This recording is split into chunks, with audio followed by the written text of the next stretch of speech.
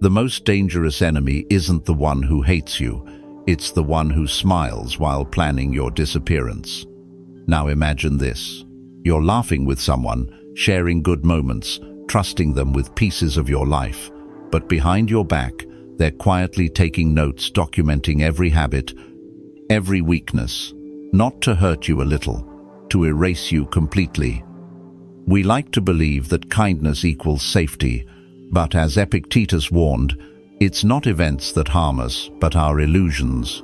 And the deadliest illusion is this: they're nice, so I'm safe. Today, let's uncover 5 types of people who don't just dislike you, they want you gone. Sign 1. The silent observer. Not all threats announce themselves. The most dangerous enemies don't yell, accuse, or even act aggressively. They simply watch, quietly, consistently, strategically. You think they're just someone you've bumped into a few times, a casual acquaintance, a familiar face at your favorite cafe or the gym. But then they show up again, same cafe, same time. Then again at the grocery store, and again at the park, and suddenly it stops feeling random. They don't follow you, they study you. They don't confront you, they record you. They don't threaten you, but they're always there. At first, you might dismiss it as coincidence. That's what most people do, until coincidence becomes pattern, and pattern becomes presence. They learn your coffee order without ever asking. They know your schedule down to the hour. They're not interacting, they're memorizing.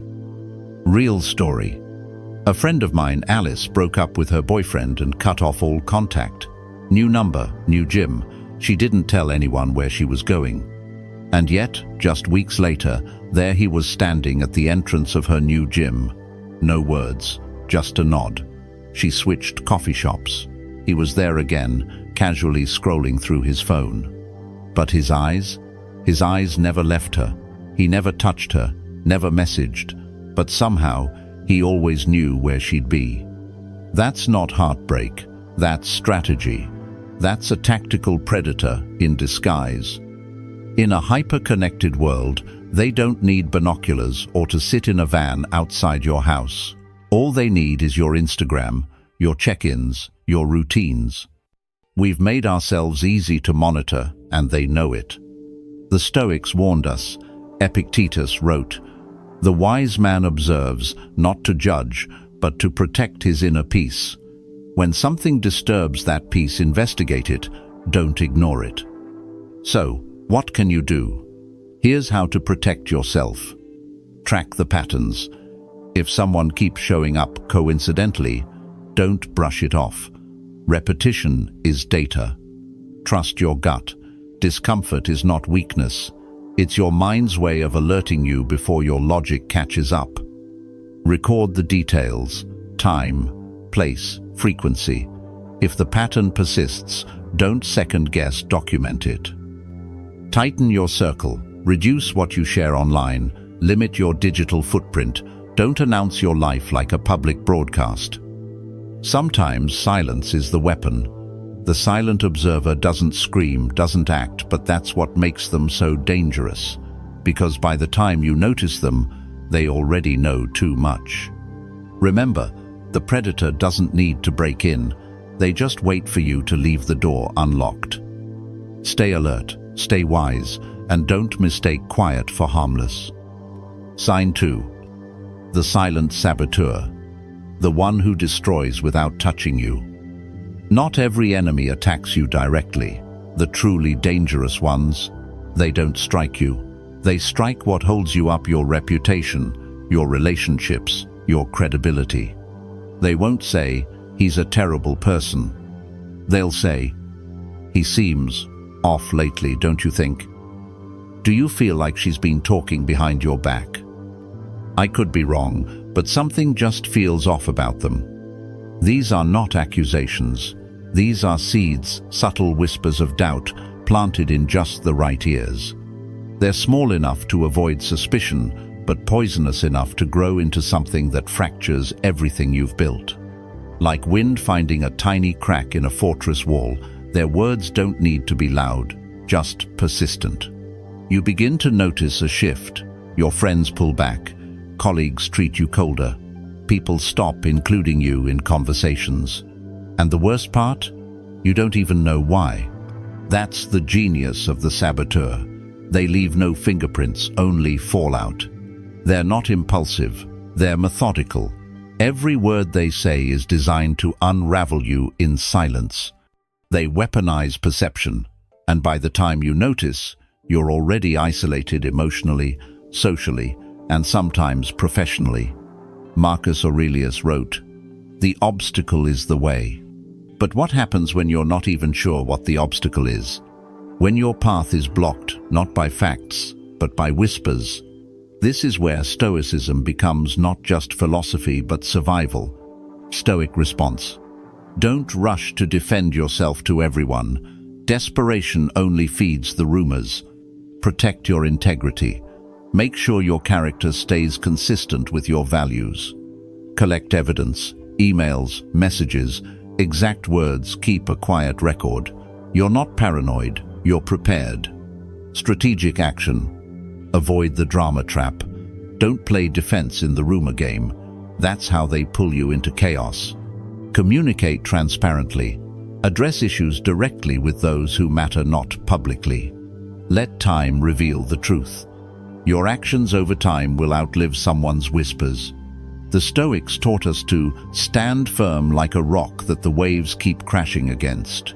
Don't chase every wave, be the rock. Saboteurs want you to collapse under confusion, to react emotionally, to look unstable. That's when they win.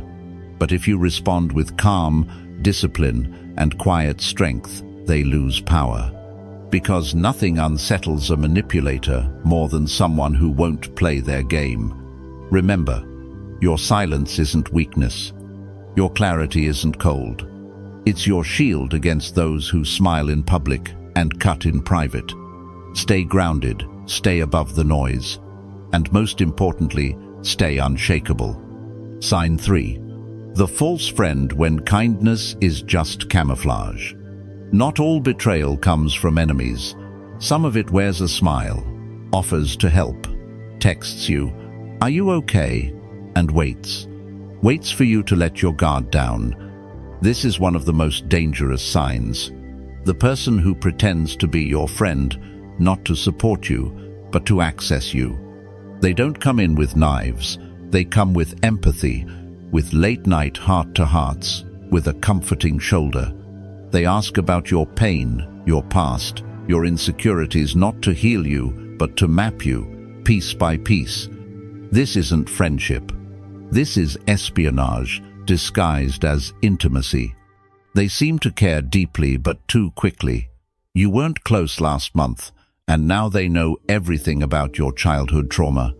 They echo your words, mirror your emotions, even share vulnerable stories of their own. But there's something off, something too polished, too synchronized. What they're doing is building leverage. Your secrets become their tools. Your pain becomes their blueprint. And one day, when you least expect it, they use it. A real friend holds your story with care. A false friend holds it like a weapon, waiting for the right moment to strike. Seneca warned us long ago. A friend is someone you trust with your soul, but trust must be earned, not granted freely to anyone who smiles and listens. And this is where Stoic wisdom becomes your compass. Stoic response. Discern before you disclose. You don't owe your story to anyone who seems nice. Guard your peace like it's sacred, because it island. Slow down. If a relationship accelerates too fast, ask why. Friendship is like a fire. It needs time, space, and mutual effort to grow. If someone rushes in with too much intensity, too soon, chances are they're not building a connection, they're building a strategy. Warning signs. Sudden deep interest in your life, trauma, or routines. Repeated offers to help that involve getting close to your family, workspace, or private affairs. They always listen, but rarely reveal, or their revelations feel too convenient. people around you begin trusting them faster than they trusted you. This isn't about being paranoid, it's about being awake. The Stoics didn't fear connection, but they practiced wise boundaries. They taught that love without reason is as dangerous as hate without warning. So yes, be kind, be open, but be wise. True friendship is consistent, not convenient. It's tested over time, not proven in a week. Because the false friend doesn't want your trust. They want your vulnerability, and once they collect enough of it, they won't hesitate to aim straight at your softest spot. In the game of betrayal, the one who gets close first doesn't always do so to stay. Stay discerning, stay grounded, and never confuse charm with character. Sign 4. Escalating aggression when the joke isn't just a joke. It always starts small. A comment that makes you pause. A laugh that doesn't quite feel right. A look that lingers a little too long. I could kill you right now, they say, and smile. Everyone laughs, including you. But inside, something twists. That wasn't just a joke, it was a test.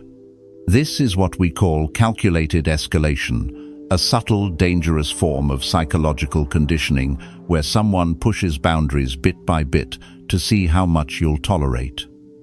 At first, it's a dark joke. Then it becomes a playful shove. Then they're standing a little too close. Then they're outside your home uninvited. Each step feels not serious enough to confront. But that's the trap. Because what they're really doing is eroding your instinct to respond. It's like boiling a frog. You don't notice the heat until it's too late. True story. A young woman once found a hunting knife placed neatly on her doormat. No note, no explanation, just the weapon. She had been laughing off weeks of strange interactions with her neighbor, offhand comments about how he'd be the perfect killer, awkward encounters in the hallway, moments when he showed up exactly when she left for work. Until one night, a camera caught him trying to pick her lock in gloves with a black duffel bag. This isn't fear-mongering, it's a reminder predators don't start with violence. They test your silence first. The Stoics understood this deeply. Epictetus said, "He who is forewarned is forearmed." The wise do not wait for chaos, they recognize its early whispers. Stoic response. Don't dismiss your discomfort. If a joke unsettles you, it's not funny. Set and enforce boundaries. You don't need a reason to say, "That's not okay." Take patterns seriously, even if nothing overtly threatening has happened yet. Practical defense. Document unusual behavior, especially if it escalates in frequency or intensity. Tell a trusted friend or authority. Don't keep it to yourself out of politeness. Install safeguards if necessary. Change routines, add cameras, limit access. Escalation thrives in your hesitation. If they know you're too polite to speak up, they'll keep pushing, because the more you normalize discomfort, the closer they get to danger. And the worst part, if you confront them, they'll say, "Can't you take a joke? You're overreacting." But here's the truth. You're not overreacting. You're finally reacting, and that might just save your life. The Stoic doesn't live in fear, but they do live in awareness. They don't imagine threats where there are none, but they do act swiftly when peace is disturbed.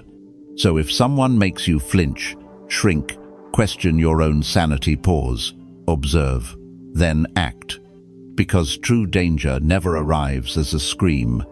It arrives as a smile, and stays just long enough to become invisible.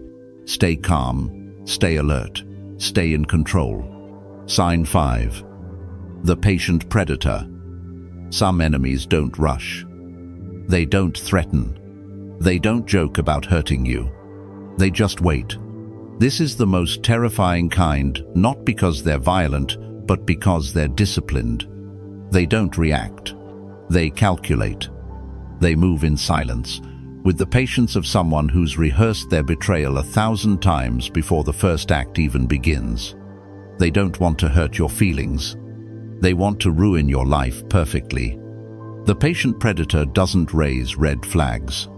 They raise your trust. They check in on you. They remember your birthday. They offer help exactly when you're overwhelmed, not out of care, but to create a sense of dependency. And then they wait. They wait for you to drop your guard. They wait for your routine to slip. They wait for you to be alone physically, emotionally, socially. And when the timing is right, they strike. Not with anger, with precision. You may call them a colleague, a neighbor, a lifelong friend. But to them, you're a project, and your vulnerability is their opportunity. Real case. A woman once shared how her most reliable friend, someone who'd known her for 6 years, helped her through a divorce, babysat her children, even covered rent once. But when she finally confronted him about a missing security deposit, her entire life fell apart.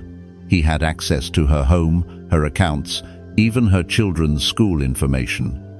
And when the mask slipped, she realized he didn't just want to help, he wanted control. And he had been building his blueprint for years. This is what makes the patient predator so dangerous. They aren't driven by emotion. They're driven by timing. They don't act impulsively. They wait for you to create the opening. Epictetus warned, first, say to yourself what you would be, and then do what you must. But the predator uses that same discipline, not for virtue, but for vengeance. Stoic response: be cautious with accelerated closeness. If someone gains deep access into your life too easily, step back. Guard your plans. Not everyone needs to know where you're going, what you're earning, who you're seeing. Protect your routines. Don't become predictable to someone whose motives you're unsure of. Signs you might miss. They always show up when you need something but ask for nothing in return. They're overly invested in your personal affairs, yet keep their own life vague.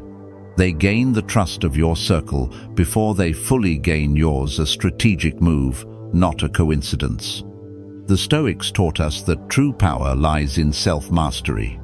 But predators, they master you while making it feel like love, loyalty, or luck. The scariest enemy isn't the loud one. It's the invisible one. The one you never suspected because they played the long game better than you knew a game was being played. So ask yourself, who knows too much? Who seems too perfect? And why do you feel a little uneasy, but can't quite explain why? That's not paranoia. That's your instincts finally waking up. Stay wise, stay sovereign. And above all, never confuse patience with purity. Conclusion: stay wise, not fearful. The real enemy doesn't yell. They smile. They ask how you're doing. They say, sleep well, while secretly planning your exit from their world. You don't need to live in fear, but you do need to live with clarity and boundaries. As Marcus Aurelius once wrote, your mind is your fortress. No one can breach it unless you leave the door open. Today's action step. Remember the 5 signs: the quiet watcher, the saboteur, the false friend, the one who escalates, and the patient predator. Take notes, guard your peace, trust your instincts. They are not noise, they're survival signals. If someone just popped into your mind, don't ignore that. If this video gave you clarity, like it, subscribe for more, and share it with someone who needs to hear this. You may be saving someone from an invisible enemy. Comment below. From this day forward, I protect my mind like a fortress. Stay vigilant, stay kind, and never mistake politeness for safety.